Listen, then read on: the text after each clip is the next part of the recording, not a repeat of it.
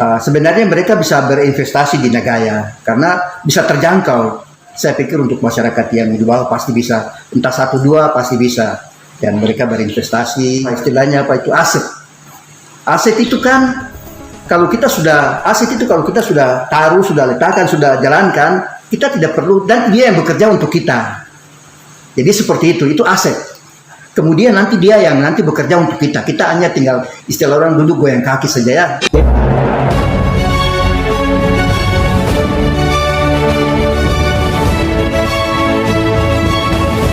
Siang Pak. Selamat siang. Oke, dengan Pak siapa Pak? Bapak Petrus Lumbabe. Sudah berapa kali datang ke kantor Nagaya? Hari ini hari yang ketiga. Ketiga kali? Iya, ketiga kali. Berarti sudah berulang kali dengar penjelasan Nagaya ya? Iya. Itu 3 kali hanya dengar saja atau sudah mulai beli?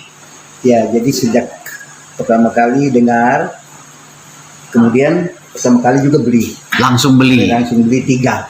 Nah, itu kenapa Pak? Kenapa bisa langsung berani beli?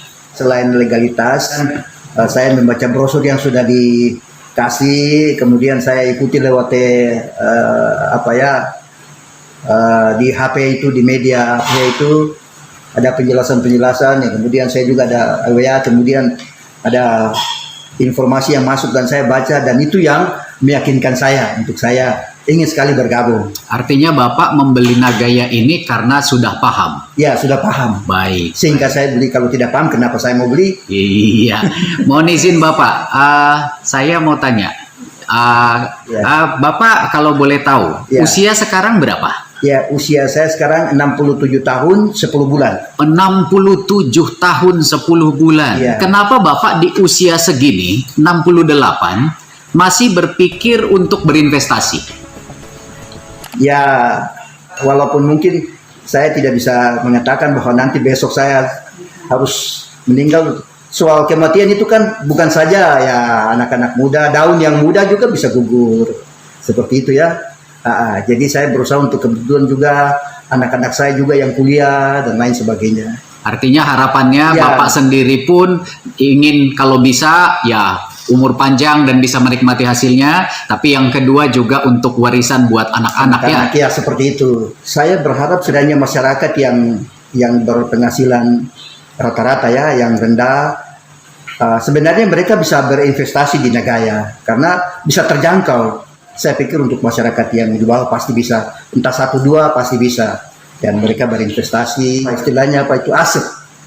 Aset itu kan kalau kita sudah taruh, sudah letakkan, sudah jalankan, kita tidak perlu dan dia yang bekerja untuk kita. Jadi seperti itu aset. Kemudian nanti dia yang nanti bekerja untuk kita. Kita hanya tinggal istilah orang duduk goyang kaki saja ya. Mantap sekali. Jadi seperti itu. Oke. Itu aset itu seperti begitu. Oke. Jadi saya berharap masyarakat juga harus bergabung karena itu demi mereka punya masa depan, anak cucu dan lain sebagainya. Yang anak-anak yang mungkin tidak mampu dalam misalnya pendidikan anak-anak, ya dengan adanya ini kan mereka bisa anak-anak mereka bisa dapat biaya untuk pendidikan ke perguruan tinggi, bahkan mungkin ke luar negeri barangkali, seperti itu. Terutama mungkin masyarakat harus berpartisipasi, artinya ikut juga di dalam Nagaya ini karena sangat penting untuk masa depan. Seperti itu. Luar biasa. Nah, Pak Petrus, ada target nggak jumlah Nagaya yang Bapak pengen miliki ke depan?